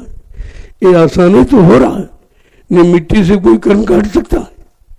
मिट्टी तो घरों में भी आप करते हो, खेती करते हो, न मालूम कितनी मिट्टी उठाई होगी, लेकिन एक भी पाप कर्म नहीं कटा। न मालूम कितनी सेवा परिवार में के बाल बच्चों की, कोई इनाम देने वाला है। अरे किसी बच्चे ने इनाम दिया तुमको कि भाई तुमने बड़ी मेहनत की, बहुत मेहनत की, कुछ नहीं। बल्कि जब तुम कहोगे हमने ये किया वो किया, तो कहेगा अब क्यों नहीं करते हो। तब तुम्हें क्रोध आए, गुस्सा आएगा कि हमारा करने वाला समय कहाँ। वो तो ऐसी बात करेगा कि आपको क्रोध आ जाए, कहेगा बहुत सेकी बघारते हो, रोज कहते हो ये किया वो किया, अब जरा करके दिखाओ। तो बस तुमको क्रोध आ जाएगा, क्योंकि हमारा किया इसको देख, क्योंकि तुमने उसके सामने नहीं किया है, वो नहीं विश्वास करेगा। इसी तरह जो काम तुम्हारे सामने नहीं हुआ उन पर तुम विश्वास किए हो, इसीलिए तुम्हारा धोखा है। वो धोखा, उसी पूजा में धोखा हो गया कि तुमने राम की पूजा, कृष्ण की पूजा, देवी देवताओं की पूजा की और मिला कोई नहीं, किसी ने देखा ही नहीं है। अरे कोई देखा होता, अगर देखने वाला मिल जाता तो तुम्हें दिखा देता। और ये सब ऐसे ही है, जहां तुम खड़े हो वहीं वो खड़े हैं। बस ये है वो लाइन में आगे खड़ा, तुम पीछे खड़े हो, इतना अंतर बाकी काम हुई है। इसलिए संपूर्ण जड़ता से हटाकर तुम्हें एक चेतन में लगा दे तो वो चेतन तुम्हारा सब काम कर देगा। 1000 तुम बुझे चिराग रखो, ये को हमारे पास 1000 चिराग है, रोशनी कहीं कुछ नहीं। बुझे चिराग तो रोशनी दे नहीं सकती। अगर एक जला हुआ चिराग मिल जाए और उसको स्पर्श कर दो सबसे, तो सबको प्रकाशित कर देगा। एक जागा हुआ महापुरुष कितनी सोई सुरतों को एक ही बार में जगा सकता, लेकिन जागी हुई होनी चाहिए। अब तुम्हें क्या पता जागी कौन है, सोई कौन है। जय गुरुदेव, जय गुरुदेव। जो लोग घर जाने वाले हैं वो मिलने भी, क्यों सोचते हैं कि हम जाएंगे 2 दिन रह गए भी, तो 2 दिन में और लोग आ जाएंगे, उनको भी मौका मिल जाएगा। ये तो अच्छी बात है, आप जा सकते हो, जाने के लिए कोई मना नहीं है। लेकिन कोई काम अगर नहीं है तो मत जाओ, तो फिर दिन पूरे कर लो। 2-3 दिन रह गए आपके, ये तुम्हारा संकल्प पूरा हो जाए। जो दया की एक रेखा खींची गई थी उसको आप पूरा कर लीजिए, अच्छा रहेगा आपके लिए। और अब धीरे धीरे भीड़ बढ़ती है, लोगों कितने प्रेमी आ गए सब, और अभी जन्माष्टमी में और भीड़ हो जाएगी, क्योंकि तुम्हारे एक नए आश्रम का उद्घाटन, वो भी आपकी सेवा से बना, मेरा उसमें कुछ नहीं है। ये सब सेवा आपकी है, मेहनत आपकी है, सेवा आपकी। तो तैयार हो गया है तो प्रेमियों को कम से कम शामिल होने का अवसर मिल जाएगा, तो उसमें भीड़ बढ़ सकती है। भीड़ बढ़ेगी तो जो कुछ होगा ये, क्योंकि वहां तो इतनी जगह नहीं है, वो सब यहाँ होगा। केवल उद्घाटन समारोह वहां हो जाएगा, बाकी भोजन व्यवस्था अपने आश्रम पर होगी, और कहीं जगह नहीं है, ये ठीक रहेगा। ये सब सामान ढोके वहां ले जाना पड़ेगा, इसलिए यही ठीक रहेगा। भोजन भंडारे जो चलेंगे वो यही चलेंगे, भोजन प्रसादी आपको ही मिल जाएगी। बाकी वहां केवल छोटा सा हवन हो जाएगा शुद्धिकरण के लिए, और मतलब यानी उद्घाटन समारोह ये पूजा विधिवत वेद मंत्रों के द्वारा वहाँ हो जाएगा और बाकी भोजन प्रसादी जो सब यही होगी, यही ठीक रहेगा। वहाँ सामान ढोना ले जाना अच्छा नहीं है और वहाँ इतनी पर्याप्त जगह भी नहीं है। वो तो एक यादगार आपकी बना दी गई है क्योंकि आपने इस गांव का बहुत प्रचार किया, सारा हिंदुस्तान जान गया कि रामशाला कहाँ है। तो जब इतना बड़ा प्रचार हो गया है, प्रेमियों के मुख से रामशाला ही निकल रहा है, तो प्रेमियों का कोई स्थान होना चाहिए, उनका कोई चिन्ह ऐसी जगह जरूर होना चाहिए। तो मालिक की दया हुई, जमीन आपको मिल गई और आपकी सेवा से जमीन ली गई। किसी सेठ साहू का कोई सरकार का पैसा नहीं लिया जाता, ये काम यहाँ नहीं होता। ये सब प्रेमियों के एक एक दो दो 10-10, 20-20, 100, 50,000 जो भी आप देते हो, ये उसी से जमीन खरीदी गई और ये निर्माण करके इतना भव्य बना है जो इस क्षेत्र में नहीं मिलेगा आपको। वो पुराने ढंग से मैंने बनवाया है, नए ढंग तो सब जगह बना पड़ा है। पुराना की जो नए हैं नवयुवक वो तो भूल गए कि पुराने तरीके क्या थी, तो उनको भी एक सामने नजीर हो जाएगी कि हमारा आश्रम खुद ही पुराने ढंग का बना हुआ है, जो कहीं नहीं बना है। यद्यप खर्च ज्यादा हुआ, उसमें ईंट का खर्च ज्यादा हुआ है, लेकिन बहुत अजड़ बना होगा। अब यह तुम्हारी निशानी हजारों वर्षों तक रहेगी, लोग आते जाते रहेंगे, सुमरन ध्यान भजन करते रहेंगे, उसका लाभ आपको मिल जाएगा। ये आदान प्रदान ऐसे करा दिया जाता है। जय गुरुदेव, जय गुरुदेव, जय गुरुदेव, जय गुरुदेव। देखो एक आवश्यक सूचना और है, मैंने अभी तक आपसे कुछ नहीं कहा, लेकिन अब एक छाया की, वो तुम्हारे, मैं अपने लिए कुछ नहीं कहता, आपके लिए एक छाया की जरूरत है। इसलिए मैं एक छाया के लिए बगीचा मैंने देखा, यहां से 2-3 किलोमीटर पर। वो अगर ले लिया जाए, वो थोड़ा बड़ा है, वो 72 बीघे का बड़ा भाग है। तो उससे क्या होगा, एक संगत के लिए आमदनी का जरिया हो जाए। वो 10-12 लाख रुपए प्रति वर्ष देता है, आम का बाग है। और जितनी जमीन हमने आज तक खरीदी है उसमें 2 पैसे कभी नहीं आते, खर्चा ही हो रहा है, आमदनी कुछ नहीं हो रही। तो कुछ ऐसा जरिया बना दिया जाए कि मान लो आप सेवा कब तक देंगे, तो कुछ तुम्हारी सेवाओं से एक बार लग जाए और बन जाए तो हमेशा के लिए तुम छुट्टी पा जाओगे सेवा देने से, फिर उससे तुम्हारी संगत का काम चलने लगेगा। इसलिए उसको ले लिया जाए तो अच्छा रहेगा। अब जितनी जल्दी आप कर दोगे उतनी जल्दी हो जाएगा। जय गुरुदेव। इस इशारों को समझ जाओ, बस इशारे तो समझना आपको। अभी तक तुम इन्हें किया है, तुम्हारे उससे हुआ है और आगे भी तुम्हें द्वारा होगा। मैं और तो किसी से कुछ कहता ही नहीं हूं। आए तो बहुत लोग, करोड़ लीजिए, 2 करोड़ ले लो, हमारी नेम प्लेट लगा दो। नहीं भाई, ये काम यहाँ नहीं, ये काम यहाँ नहीं होता कि तुम्हारे बाद तुम्हारे बच्चे कब्जा करें और प्रेमियों को रहने न दें कि हमारे बाप ने 2 करोड़ में खरीद लिया है। ऐसा काम नहीं करते। हमको ऐसी संपत्ति चाहिए ही नहीं। मैं क्या करूंगा, जो आप लोग देते हो वो आपकी सुविधा के लिए लगा देता हूं, मैं क्या करूंगा। आपको देखता है कि पता नहीं मैं कहाँ चला जाऊं, कहाँ रहूं। ये धीरे धीरे व्यवस्था होती चली जा रही होती। जब सतगुरु धाम बना तब सब कहते थे हम यहीं रहेंगे बाबा जी। हमने कहा नहीं नहीं भाई, हमारी पहचान झोपड़ी है, ये महल नहीं है। ये तो आप लोगों की यादगार के लिए कि जय गुरुदेव इतना बड़ा मिशन है, कोई एक स्थान नहीं बना पाए, तो ऐसा बन गया जो नैमिष में कहीं नहीं हो।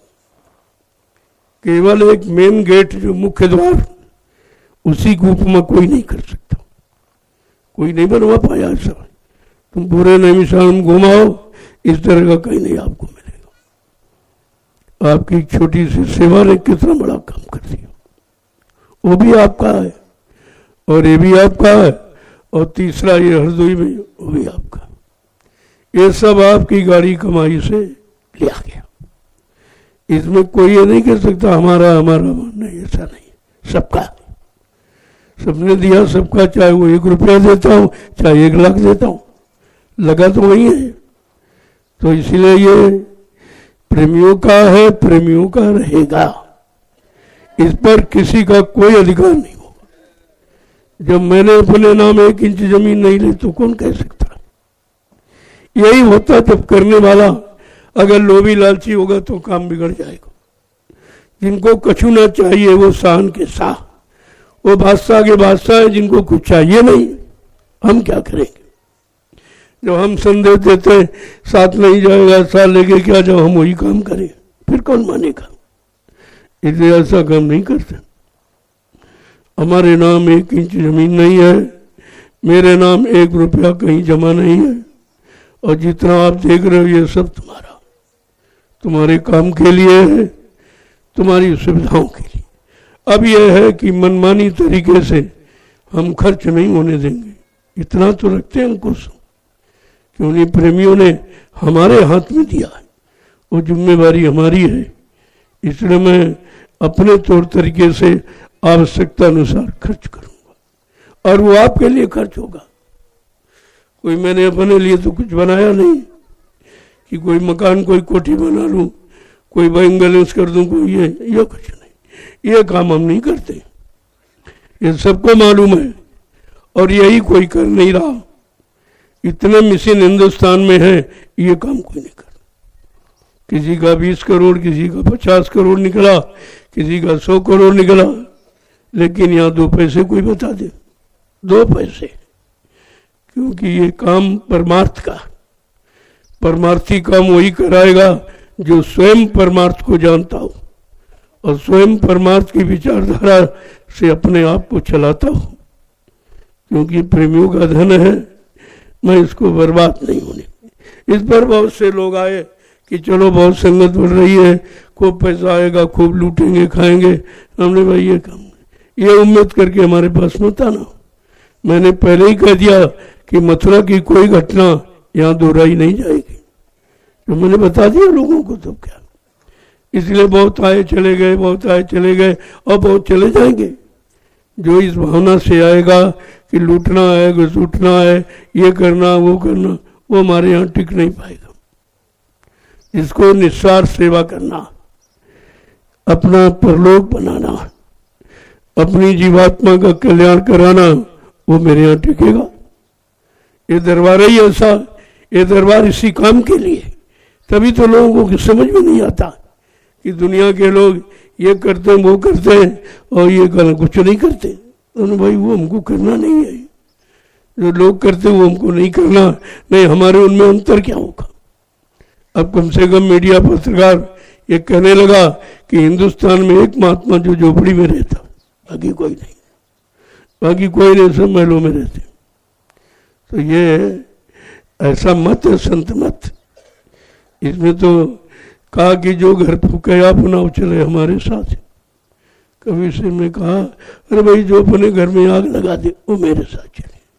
कहने का मतलब जो ये सब तुच्छ समझता हो, ये हमारा नहीं, ये हमारा नहीं, घर नहीं, मकान नहीं, दुकान नहीं, पति नहीं, पत्नी नहीं, बच्चे नहीं, वो हमारे साथ चले। ये तो काल का है, काल के हवाले कर दो, पहले से समझो उसका है। जब चाहे अपना ले ले तो दुख नहीं आपको। दुख इस बात का है कि हमारा हमारा और चला गया तो रोने लगे आप। अगर पहले समझते थे अरे भाई ये तो जाने वाला है, जो आया वो जाएगा जरूर, और सबका समय निश्चित निर्धारित है, इतने समय के लिए आया और तुम्हें समय मालूम नहीं, तुम कहते बीच में का दुर्घटना हो गई। दुर्घटना नहीं होती, तुमने तमाम दुर्घटनाएं की है, ऐसे थोड़ी आ गए। तुम कोई दूध के दोहे हो गया, तुमने तो इससे ज्यादा किया। हजारों को मारा है, तो तुम्हारी अगर हो रही तो उसमें कौन बड़ी बात है। तो एक ही तो अदा हुआ, अभी करोड़ों पड़े अदा करने की। तो बात तो समझते नहीं। अब ये जरूर है इतना लाभ फिर भी आपको मिल गया कि तुम सत्संग में आ रहे थे, तो दया हो गई, संभाल हो गई, संभाल फिर भी हो जाती। सत्संग में आ रहे या सत्संग से जा रहे या सत्संग में मौत हो जाए, ये मौत बड़ी भाग्यशाली जीव की होती कि वो बिना किए ही चला गया, कुछ नहीं करना पड़ा। अब दुनिया के लोग क्या समझते, अरे भाई वहां जा रहे तो क्यों मर गए, क्यों एक्सीडेंट हो गया, क्यों उनका हुआ है। अरे ये कहो कि एक्सीडेंट तो उनका होना ही था, उन्होंने तमाम का एक्सीडेंट किया, बिगड़ किएगा नहीं मिलता। और दया ये हो गई कि उनकी संभाल हो गई। वो सत्संग में आ रहे थे, सत्संग में आ रहे थे तो संभाल हो गई, सत्संग से जा रहे तो संभाल हो जाती। और जो सत्संग में पड़ा उसकी संभाल नहीं होगी क्या, उसकी तो ऑलरेडी संभाल है। तो ये सब चीज समझने की, ये लेन देन है। जो तुम्हारा बुरे कर्मों का बुरा लेन देन तो होगा, लेकिन जीवात्मा की संभाल हो जाएगी, उसे नरकों में नहीं जाने दिया जाए। ये लाभ तब भी हो जाता। जय गुरुदेव, जय गुरुदेव। और जब लोग ये जान जाते हैं अरे ये तो सीधा चला गया, तब तुम यही कहोगे इससे तो मर जाए अच्छा है। न भजन करना न ध्यान, कुछ नहीं किया और चला गया। क्यों, सत्संग में आ रहा था। उससे पूछा जाए कहाँ जा रहे हो, तो सत्संग में। किसके पास जा रहे हो, कहते स्वामी जी के पास। किस लिए जा रहे हो, सत्संग के लिए जा रहे हैं। अब जब वो जिनके लिए आ रहा है और जिन पर कुर्बान हो रहा, क्या उनका फर्ज है कि उसको नरक में ढकेल दे, वो पार हो जाता। ऐसे जीव निकल जाते। फिर तुम यही कहोगे रे इससे तो मरी जाए तो बढ़िया, ये तो कुछ नहीं किया चला गया। लेकिन अभी ये राज जानते नहीं तो दुख उठाते तरह तरह के। ऐसा नहीं है, जिसको जाना है वो जाएगा, लेकिन जाने की स्थिति को बदल दिया जाएगा। कोई ना कोई स्थिति पैदा कर दी जाएगी। इनको उनकी घड़ी निश्चित थी, उस समय मरना है। अब उसी भोग उसी तरह का, तुमने बहुतों को मारा है तो भोग तुम्हारा पूरा हो गया, लेकिन जीवात्मा की संभाल हो गई। जो नरकों में जाती और कहीं एक्सीडेंट होता, किसी व्यक्तिगत काम के लिए कहीं जा रहे थे तो फिर संभाल नहीं होती। वो सत्संग में आ रहे थे इसलिए संभाल हो गई, इसलिए उनका काम हो गया और उन्हें कुछ नहीं करना पड़ा। ये दया है, क्योंकि वो वचनबद्ध है कि हमारा प्रेमी जिसने नामदान लिया है तो नाम का प्रभाव है, उसे नरकों में नहीं जाने दिया जाएगा। दोबारा अगर समय कुछ बाकी है, कुछ लेना देना बाकी, दोबारा मनुष्य जन्म दिला देंगे। मनुष्य जन्म दोबारा दिला के आपको पूरा करा देंगे, लेकिन वो नरकों में नहीं जाएगा। इतनी संभाल फिर भी हो जाती है। तो दया ही है, हर वक्त काम करती। अब पूरी दया के अधिकारी बन जाओ तो दोबारा आना ही नहीं पड़ेगा आपको, लेकिन वो दया के अधिकारी आप नहीं बनते हो। पूरी बात मानते हो नहीं, अपनी बुद्धि लगाते रहते हो। जो कहा जाए वो समझो, उसका समय ऐसा ही है, वो घड़ी ऐसी ही है, वो काम ऐसे ही होना है या होना था, इसलिए हो गया। और तुम उसमें दुनिया की मेन में निकालते रहते हो। तुम्हें क्या मालूम कुछ क्यों करा रहे। इसलिए निशाना रखो काम का। अगर कह दें चलो, फिर कह नहीं लौट आओ, अब तुम उसी में सोचो। अभी कह रहे थे जाओ, अब कहते लौट आओ, तो इसमें कौन सा खर्चा हो गया। आने में कर्म कटा, जाने में कटा, दो काम हो गए। जो काम हो गया उसको तो समझा नहीं, उसमें बुद्धि लगा दी, कहते अभी जाओ, फिर कहते लौट आओ। ये भी कोई आदेश है। अब यही बुद्धि दुनिया भी लगाकर तुम अपना नुकसान करते रहते हो, समझते तो हो नहीं। जय गुरुदेव, जय गुरुदेव। अब आप लोग सेवाओं में चलो। नए प्रेमी बहुत आगे, इनको भी सेवा मिल जाए, कुछ इनका भी काम हो जाए। देखो, सेवा के अलावा तुम कुछ कर नहीं सकते हो। न भजन तुम्हारे बस का है, न सत्संग याद रखना तुम्हारे बस का। तो ये तो कम से कम कर ही सकते हो सेवाएं। ये तो बहुत सरल है, हर व्यक्ति कर सकता है। जब हर व्यक्ति कर सकता तो हर व्यक्ति अपने पाप भी काट सकता। ये लकड़ी नहीं काटते, पाप काटते हो। ये मिट्टी नहीं ढोते, अपने कर्मों का बोझा ढोते हो। तुम इस बात को क्यों नहीं ध्यान में लेते? यहाँ जो भी कराया जाएगा या जो आदेश दिया जाएगा वो तुम्हारे लाभ का है। जय गुरुदेव, जय गुरुदेव। अब आप लोग चलो, शाम को मिलेंगे सबसे। बार बार ये सब झंझट मत रखा करो। शाम को मैं सबसे मिलता हूँ, सबको प्रसाद देता हूँ। समय कितना भी लग जाए मैं इसका ध्यान नहीं देता हूँ। सबसे मिल के आता हूँ और सबको प्रसाद दे के आता हूँ। प्रसाद भी आपको कहीं नहीं मिलेगा और सबसे कोई मिलेगा भी नहीं, क्योंकि मिलने वाले को डर है, कहीं गोली न कोई मार दे, कहीं बम न डाल दे, तमाम तरह के मतलब। अब जब किया है तो डर तो है ही उनको, और जब यहाँ कुछ किए नहीं गया तो डर किस बात का? यही तो पहचान आपको होनी चाहिए। अभी पूर्णिमा में 1 लाख आदमी, 1 लाख से ऊपर आदमी आया था। मुझे उनसे मिलने में 19 घंटे लगातार बैठना पड़ा। अब आप बैठ सकते हो? कितनी मेहनत होती है। 19 घंटे जब बैठा तब प्रेमी 10 रुपए निकाल के देता। कितनी मेहनत की कमाई है ये ऐसे नहीं बेकार कर दी जाएगी, फेंक दी जाएगी या ऐसो आराम में खर्च कर दी नहीं।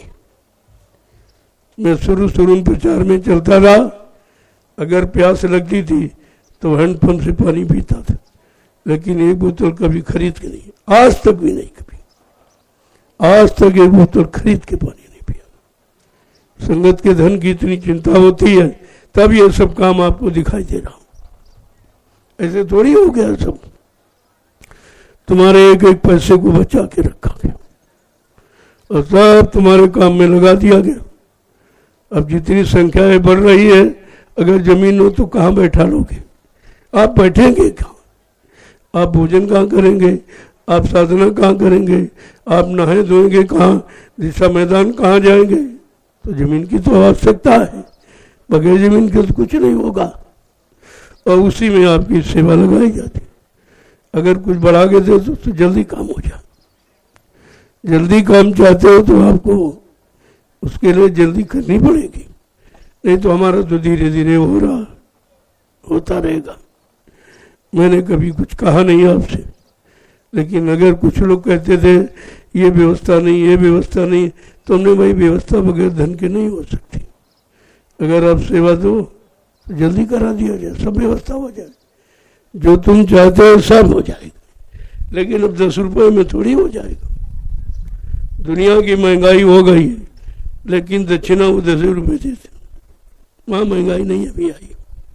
अब सोचिए 10 रुपये में कितना हो जाएगा। तुम तो 10 रुपये में कुछ भी नहीं कर सकते हो। ये देख रहे हो 10-20 रुपये का ये सब तैयार मिला आपके सामने। तो सेवा के बारे में खुद सोचना चाहिए। तुम यानी व्यवस्था चाहते हो, आराम चाहते हो, तो होगी कैसे? उसके लिए करना पड़ेगा आपको। आप ही करोगे तो आपकी व्यवस्था हो जाएगी। हमें क्या करना? हमें तुम्हारी व्यवस्था में खर्च कर देना जो आप देते हो। मैं तो अपने पास रखता नहीं, मैंने आज तक गिना भी नहीं। देखो सबसे बड़ी बात, आज तक मैंने नहीं गिना। इन्हीं लोगों से गिनवाता हूँ, यही रखते हैं। इनके अंदर ये ना हो कि बाबा जी करोड़ रुपए तो नहीं ले लिए। अगर इनसे गिनवाते हैं भी शंका करते, तो इन्हीं से गिनवाता हूँ, इन्हीं रखवाता हूँ, लेकिन खर्च अपने हिसाब से करता हूँ।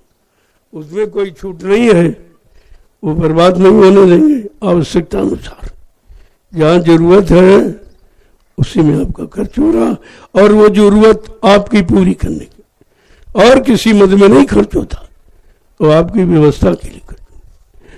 जय गुरुदेव, जय गुरुदेव, जय गुरुदेव, जय गुरुदेव। एक बार शुरू में ऐसे हुआ था, मीडिया कहती थी बाबा जी पैसा कहाँ से लाते, इतने आश्रम ये वो सब।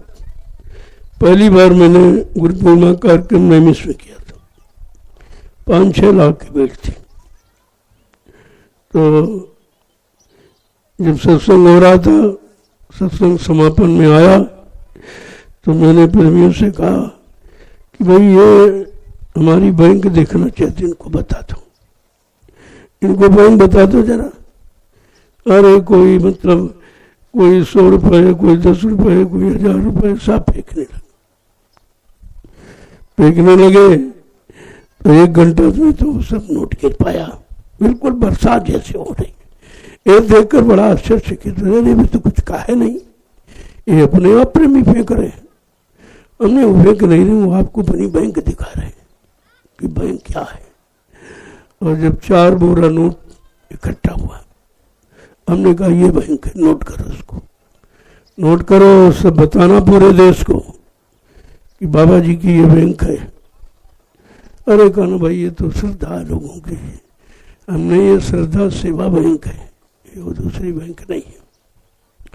लोगों की समझ में आ गया सब। तब से अतपथ कर कुछ नहीं पूछता, क्या उनको मालूम है इनके पास इतने लोग हैं, अगर ये 10-10 रुपये तो 10 लाख आ जाएगी मिनट में। वहाँ तो 1 सेकंड में 10 लाख आ जाएगा, और 100 रुपये देंगे तो 100 करोड़ आ जाएगा। कहा वहाँ तो कोई चीज़ असंभव नहीं। हमने कहा हाँ यही है, प्रेम में, श्रद्धा में, सेवा भाव में कोई चीज़ असंभव नहीं है, सब कुछ हो सकता है, लेकिन जबरदस्ती में कुछ नहीं होगा। तुमने कहा मैं भीख नहीं मांगता हूँ, मैं सेवा की बात करता हूँ, सेवा का अर्थ बताता हूँ, सेवा का लाभ देता हूँ। तो प्रेमियों की जो इच्छा होती है वो अपनी स्थिति के अनुसार खुद ही करते, हमें कहने नहीं पड़ता। तो ऐसे आपका ये काम हो गया, और आगे भी ऐसे काम होते रहेंगे। जय गुरुदेव।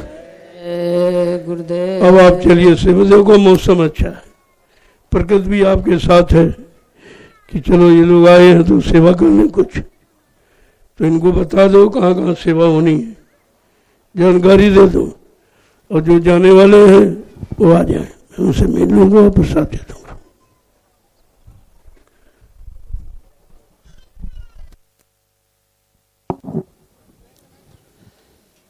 जय गुरुदेव,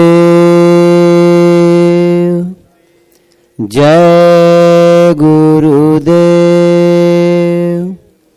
जय गुरुदेव। सत्संगी प्रेमी भाई बहनों, ध्यान दें आज की सेवा। आप लोग जो प्रेमी जिन सेवाओं में लगे थे, कल लगे थे, उनकी सेवा